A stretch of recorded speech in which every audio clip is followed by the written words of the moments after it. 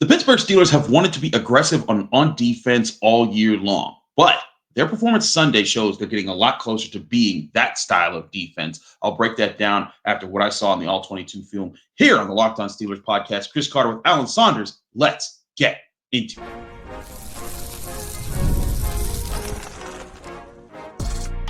You are Locked On Steelers, your daily Pittsburgh Steelers podcast, part of the Locked On Podcast Network, your team every day.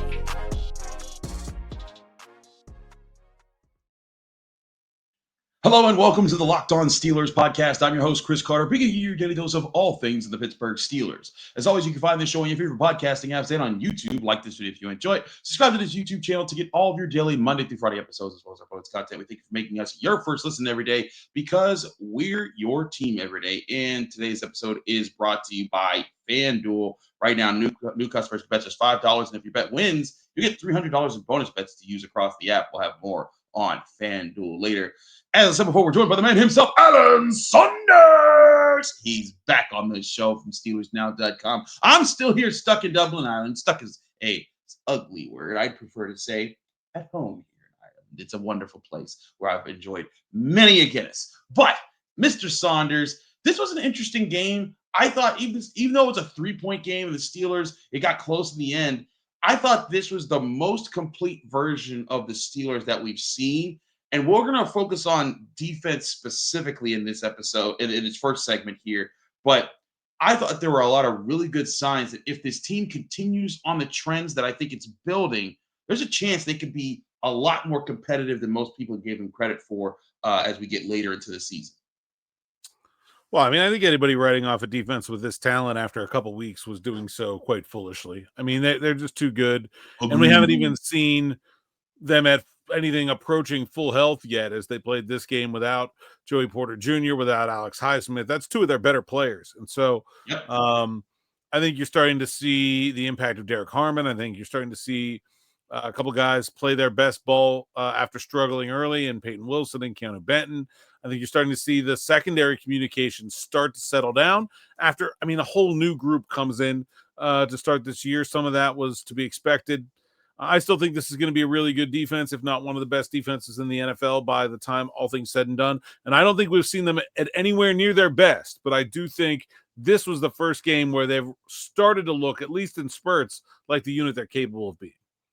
I agree. When I looked at the All-22, and I thought that live, and I got to sit in the stands and enjoy the game with my wife and two great friends of mine and watch that game from the more of the fan perspective and seeing I was in the middle of an Ireland renegade. That was an experience. But I thought it was really interesting just seeing that live and then rewatching it and seeing all the times that you saw the things that we've been talking about the last couple of weeks with, oh man, they're sending this blitz at this time, but the coverage is right behind it. There was a third down. There were several third down stops. Where you saw the pass rush just team up with the coverage very well. A play where Nick Herbig beats Christian Darrisaw and gets a sack, but it's coupled with Patrick Queen and Payton Wilson properly communicating and saying, hey, motion. You take the running back, I'm taking the tight end. They take him away. The secondary, even with James Pierre in the secondary, I thought he also had a good game. They take away everyone. You see Carson Wentz, he has to buy time. All of a sudden, Nick Herbig has time to get to the quarterback. These are the things we didn't see them do a whole lot. They also switched their coverages. DeShon Elliott play was a play where they showed initially cover 2. Then it's a cover 3 invert. He jumps down. He's playing intermediate zone. Carson Wentz thought, I have the middle. I have this part of the thing open because they're in cover 2. Nope, throws it. DeShon Elliott is all over it. And it seems to me they are doing those things at a higher rate and more consistently week after week. Now, they could dip off again at some point after the bye and things happen. Seasons are always roller coasters. They're very, very rarely do you just keep going up every single week. But I think it's very encouraging that I think we saw them step up a little bit, even though it was a loss into the Seahawks. They stepped up a little bit there from the Jets game, especially defensively. Then we definitely saw that with the Patriots game where they had 5 sacks. Then you see that again this week with 6 sacks. That to me is an encouraging sign that the defensive plan, there is a good one in place. They're still just melding it together, and it is taking time. But you and I said that months ago. Yeah, I think they also stopped the run better in this game, which made the Yes. rest of the pieces fit. Like that is an essential for every defense. There is no scheme, there is no group of talent on the back end that makes a bit of a difference if you're getting gashed in the running game first and foremost.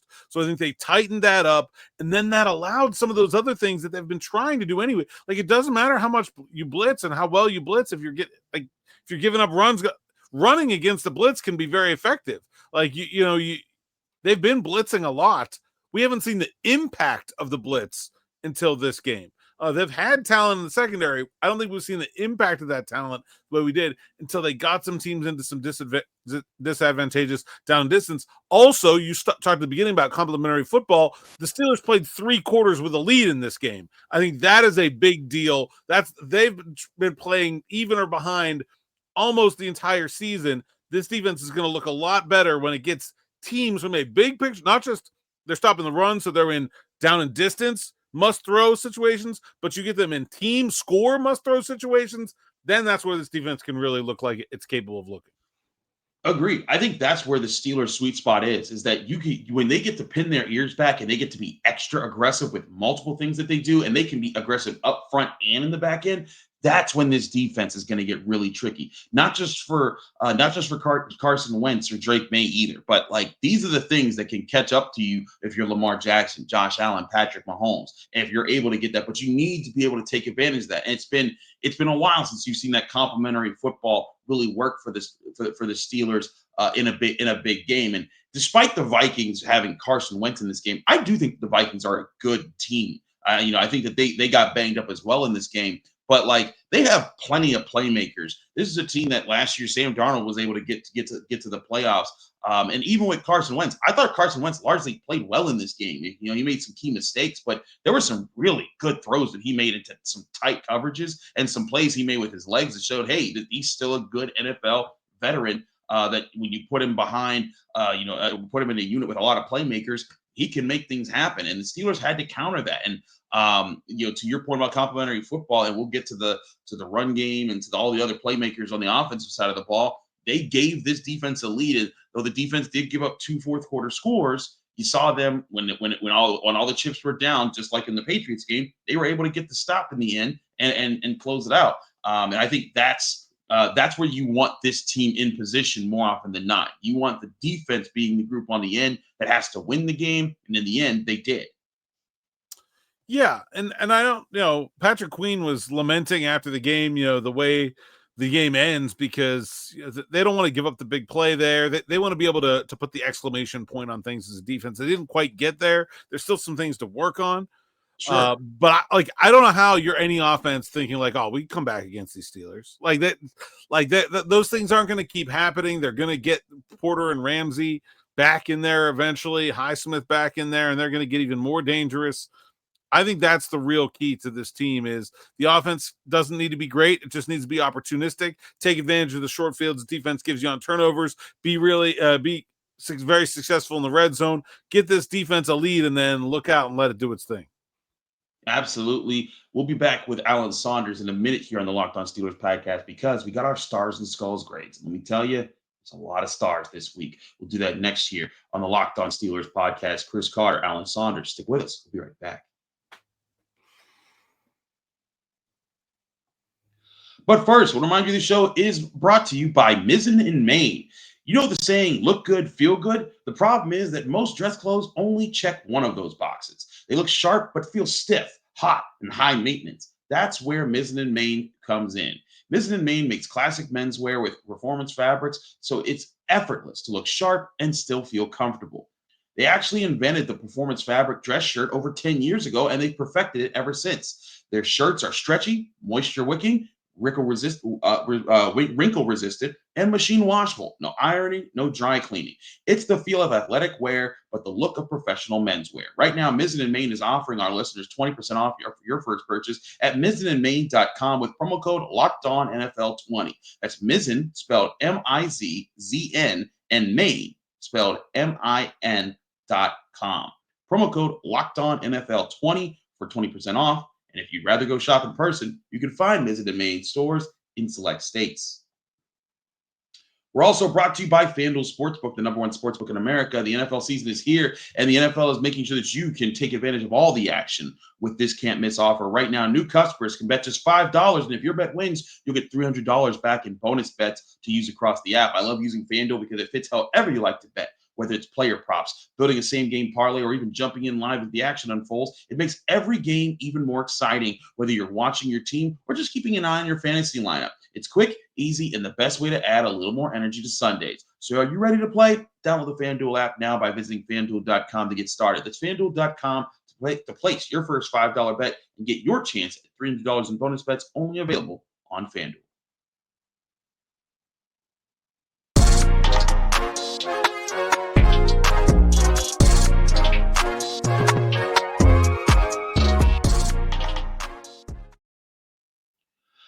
Back here in the Locked On Steelers podcast, Chris Carter here with Alan Saunders of SteelersNow.com. It's time to get to our Stars and Skulls grades. As always, we do our grades after the game. We get a chance to watch some all-22 film. The more stars, the better. 1 to 3 stars, good, great to elite. 1 to 3 skulls is bad. Bad played a bad game to all-time terrible game. And, of course, the dreaded bus ticket. No bus tickets this week. They played pretty well. That's good because you can't get home from Ireland with a bus ticket. So it was going to be especially cruel punishment if all you got leaving this game was a bus ticket.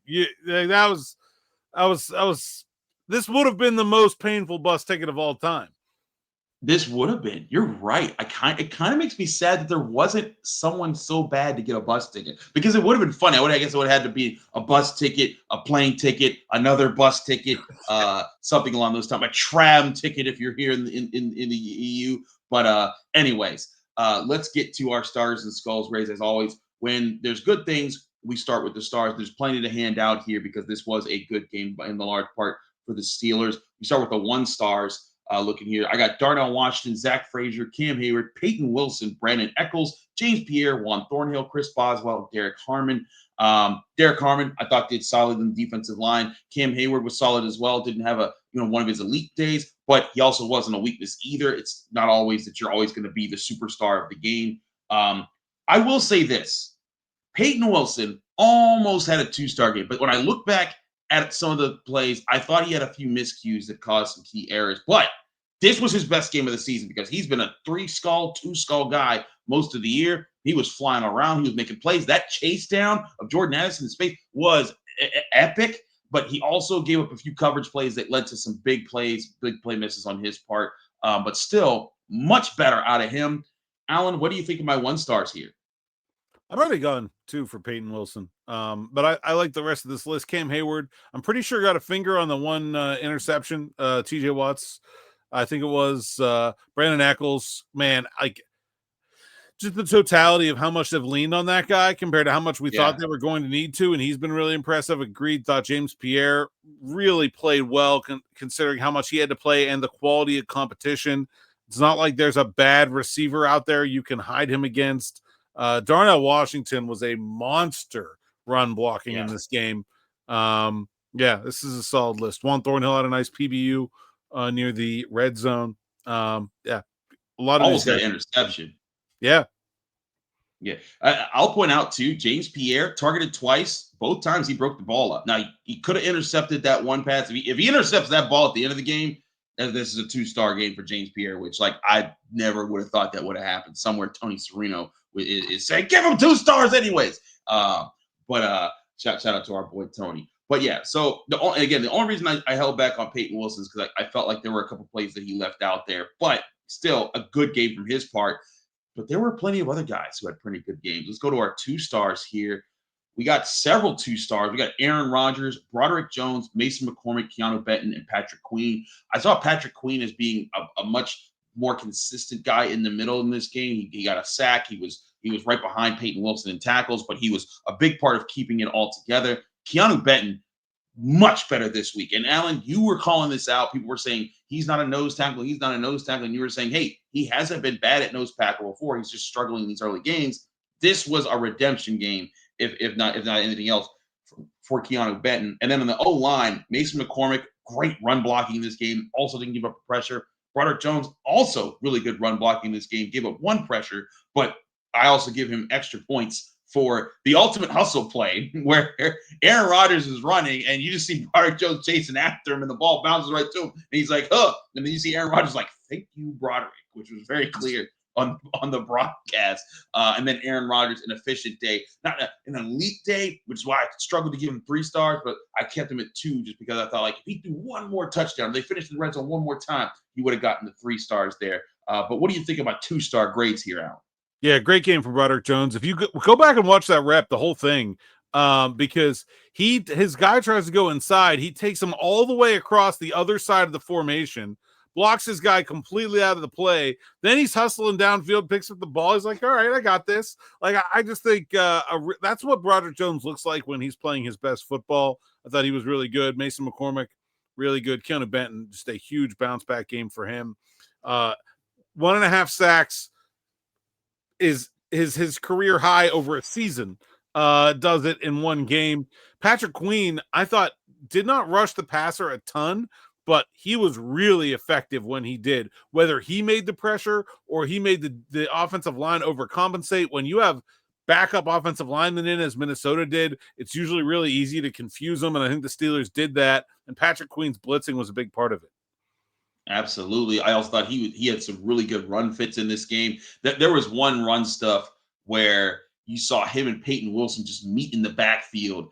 And like you saw afterwards, he just started like slamming his chest because he was just like, we're getting it, we're feeling it. And I feel like Patrick Queen has been the guy in the middle trying to get everyone on the same page, and they just have it all the time. But now you're starting to see the impact of now that everyone's starting to feel when Keeanu Benton has a good game, keeps him clean. Also, another point for Keeanu Benton, there were times they tried to double team him, and he did not get blown off the ball. And I point out one of these also in the Post-Gazette. I do a film review for the Post-Gazette. Check that out at post-gazette.com, where I break down some of the defensive film and that led to this. But in that run stuffing that you're talking about there, Alan, I saw the defensive line across the board. Harmon, Heyward, Benton, when they were out there, even Y.A. Black, who I didn't give a star, but because he didn't register on the stat sheet, but I didn't give a skull because he wasn't getting taken advantage of. And I thought they did a great job making plays when they could make plays, but then also opening up plays for everyone else. And both Payton Wilson and Patrick Queen got a chance to take advantage of that.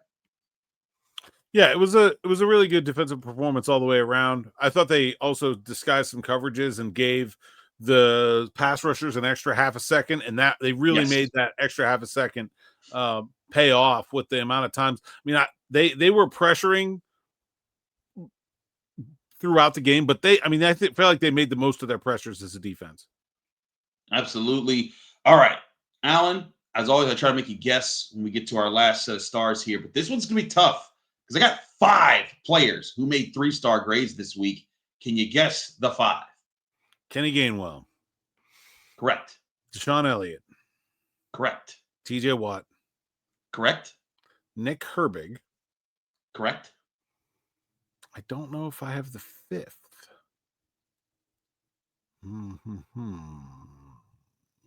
Is it an offensive lineman? Nope. Okay. Big time playmaker. DK Metcalf. There you go. There you go. Oh, I forgot about that one. That's all right. It was a lot of names. When you get to like 5, when you get to like 4 or 5, it gets tough to name them all. But you're correct. Nick Herbig, TJ Watt, Kenneth Gainwell, DK Metcalf, and DeShon Elliott all got 3-star grades for me. Kenneth Gainwell, I said this after the game. I was talking to my old man, and I felt like this was a Mwelde Moore game for Kenneth Gainwell, where like you remember in Mwelde Moore in the 2008 season, like there was just some games he came off the bench and he was just a beast for the Steelers. This was like one of those games because they obviously wanted to run the ball on these Vikings, and they got the blocking for it, but they needed a running back to fill in for Jalen Warren. And man, did Kenneth Gainwell fill in for Jalen Warren. 99 yards, his career high, 2 rushing touchdowns, also got 134 yards from scrimmage. Really great stuff there. DK Metcalf caught all 5 of his passes for 124 yards, I believe, and had an 80-yard touchdown catch and run. Just fantastic on his part. DeShon Elliott everywhere on defense. We're going to get to the edge rushers in a second here, Alan, but what did you think of Gainwell, Metcalf, and Elliott? Gainwell, to me, is the big story here. Wasn't expecting to play. Jalen Warren was supposed to go, goes out there in pregame warmups, can't go. Now it's Kenny Gainwell, and he did not look at all like the situation was too big for him. Just went out there and did his job. I thought the offensive line blocked its best game, but he took full advantage of the blocking that they were providing. I don't think there's a single run where you can kind of sit there and like second guess, like, oh, I should have gone this way, or oh man, if it had just cut back. Like everything that was available for him, he took in this game. And I'm not sure we've seen that from him when he was being used the way he was being used the first few weeks. This is the best he's played in the Steeler uniform. Thought it was a really, really good game for him. DK Metcalf, we've seen, I feel like this has been coming. Like we've seen the connection between him and Rodgers on the short routes. You know how dangerous he is in yak. It was just a matter of time until he broke one. This was the game it happened. It came in a huge moment, changed the whole rest of the game. That play, Minnesota was really never able to answer after that big play, changed the whole momentum of the game. And the Steelers don't win this one without DK Metcalf. And DeShon Elliott, man, tell me how much the Steelers defense missed him. Boy.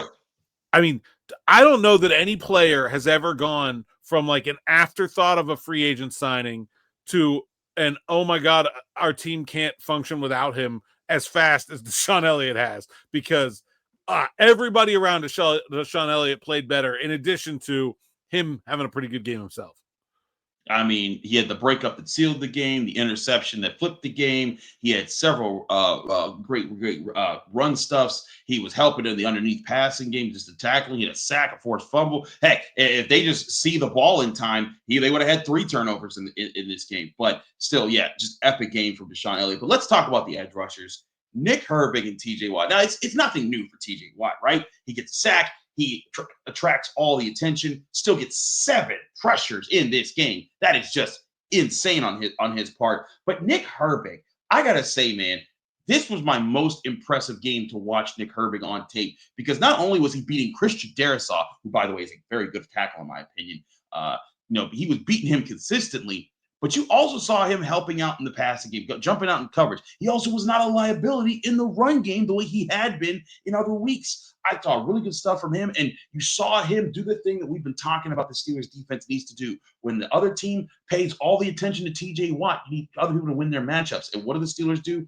on that intentional grounding play where Carson Wentz got called for it because Herbig pressured him, in the last drive of the game that ultimately set up their final stop?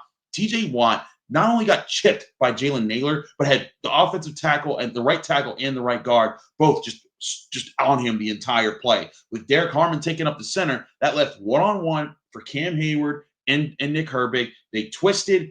Darrisaw is like trying to pass off Herbig. He can't get it to the guard in time. Herbig has a clean shot at Wentz. Wentz does a good job just to avoid him and not give up a turnover, but he still ends up trying to throw the ball away, can't find anybody. It's intentional grounding. Nick Herbig had himself a career day, in my opinion, that sets himself up to be a very good player for this defense moving forward, even when Alex Highsmith does return from injury. Yeah, it's 2 really good matchups for him in back-to-back weeks. At Will Campbell last week, and I thought he did well with him there. Again, with Darrisaw, it shows it's no fluke. Also feel like he held up against the run better. And I think that, again, like a lot of complimentary football here, and that it wasn't just Herbig, but that big discrepancy we saw in the rushing success goes away. Yeah. I thought Cam Heyward was really good against the run. I thought the interior linemen kept the linebackers clean and let Queen and Wilson do their job flowing to the ball. And then you get some 3rd and longs, and then you get Nick Herbig flying with his ears pinned back. And that should be a scary thing for every offense. I thought he was great. And TJ, kind of beaten up on the backup over on the other side. But I mean, they just had the whole Vikings offensive line in the blender, and the tight ends, like they chipped and it was not effective. Those guys did not care. They were going right through it. They were going right through it. And I think huge wins for the Steelers edge guys up front. Again, 5 3-star players. That might be the most 3-stars I've awarded in a single week. I don't know. I have to go back and look through all my grades, but really impressive stuff by them. We're going to take a quick break. When we come back, we got to go over our skulls, and we're going to talk about one particular player. If you can see your screen on YouTube, you can see who that is on the last topic there. But where they've been, what's going on there, all that's next here on the Locked On Steelers podcast. Chris Carter, Alan Saunders, stick with us. We'll be right back. But first, remind you this show is also brought to you by Rougiette. Guys, you've probably heard of Viagra or Cialis. Maybe you've even tried them. But if you're looking for something beyond the usual pill, it's time to meet Rougiette Go Long. That's exactly where Rougiette Go Long comes in, is that it's not just the other ED pill, it's a total game changer for confidence. Go Long combines 2 doctor-trusted medications in one dual-action formula, so you can get hard and go the distance. The effects can last up to 36 hours. That's confidence all day, all night, and even into the next day. The process is simple. Connect with a board-certified doctor 100% online, and if prescribed, your treatment ships discreetly right to your door. If prescribed, your treatment will get there on time every time. Ready to level up your confidence in the bedroom? Head to Rougiette.com/LockedOnNFL and use code LockedOnNFL, and you'll get 15% off today. That's RUGIET.com/LockedOnNFL. Use promo code LockedOnNFL for 50% off to get Rougiette Go Long.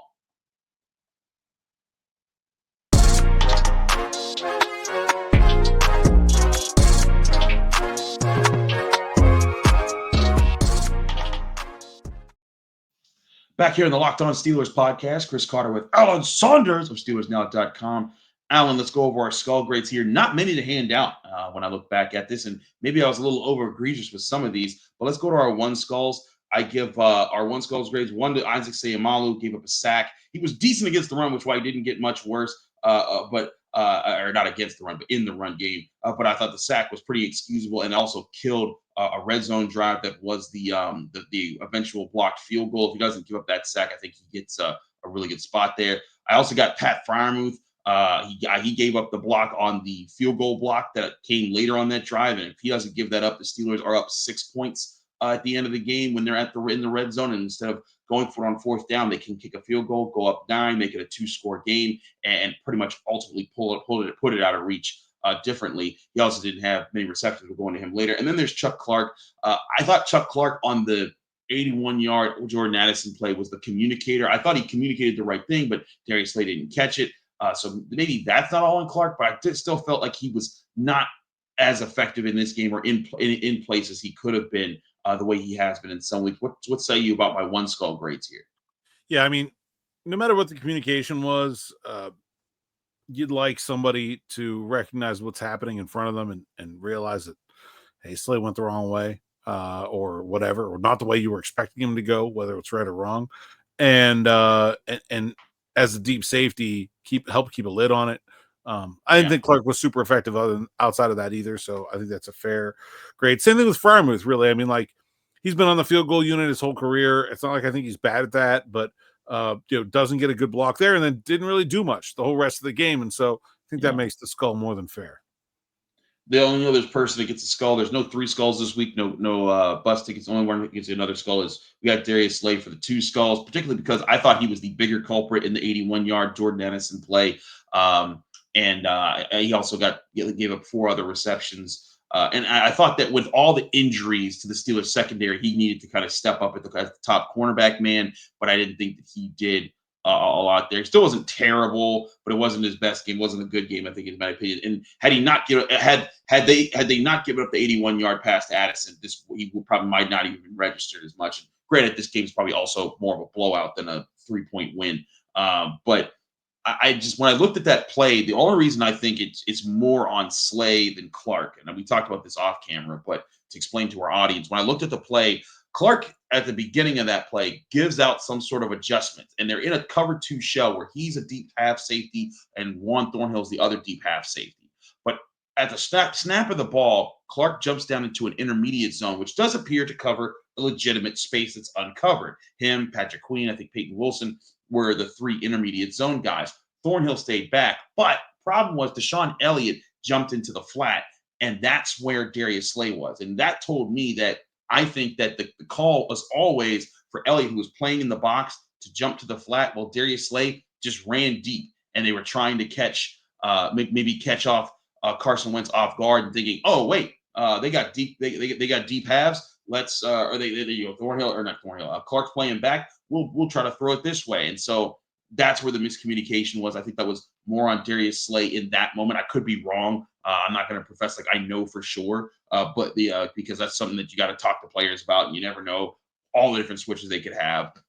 But I just felt Slay could have been better there. And I also felt like, we talked about the three cornerbacks that are supposed to hold this cornerback room together. He's the third, and he really didn't in that situation. Yeah. Yeah. I think the default has to be figure it out. But somebody needs to have a lid on it. And Slay, I don't think had a great game either. He was banged up too. He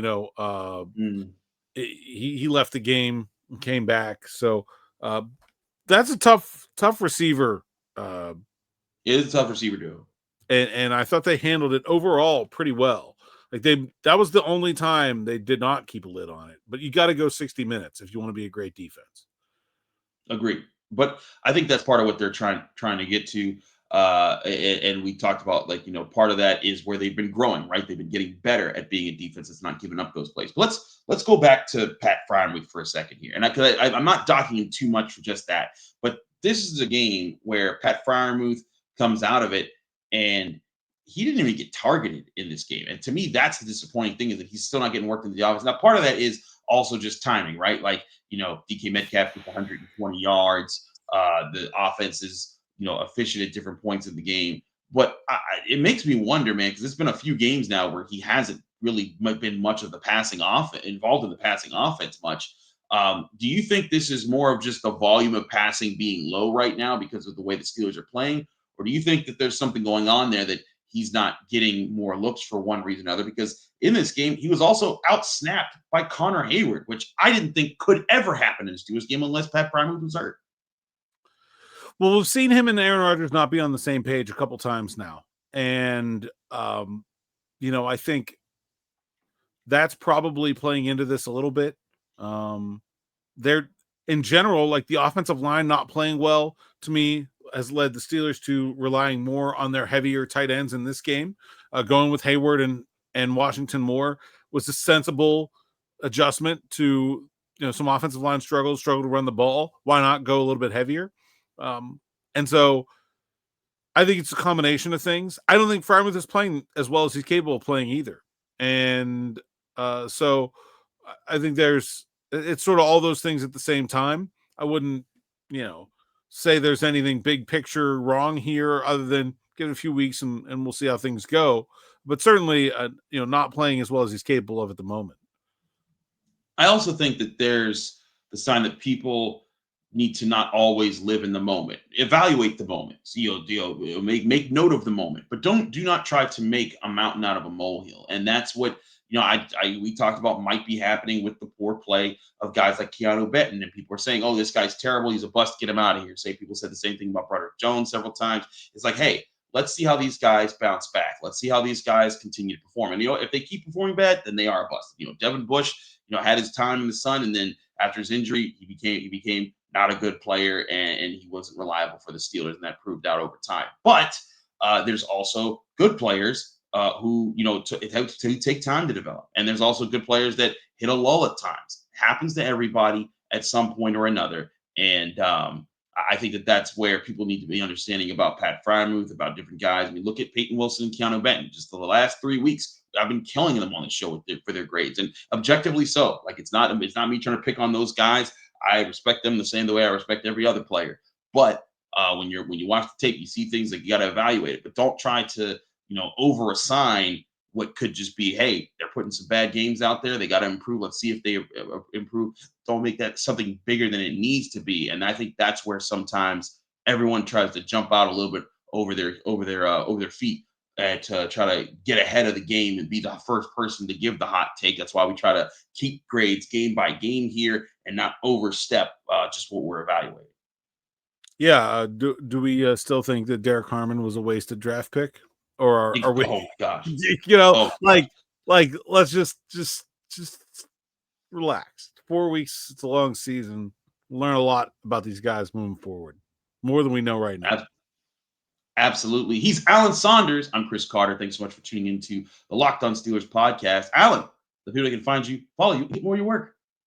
A Saunders _PGH on social media. SteelersNow.com is where you can find my written work and my podcast. Steelers Afternoon Drive and Steelers Morning Rush on the Steelers Now YouTube page or anywhere you find podcasts.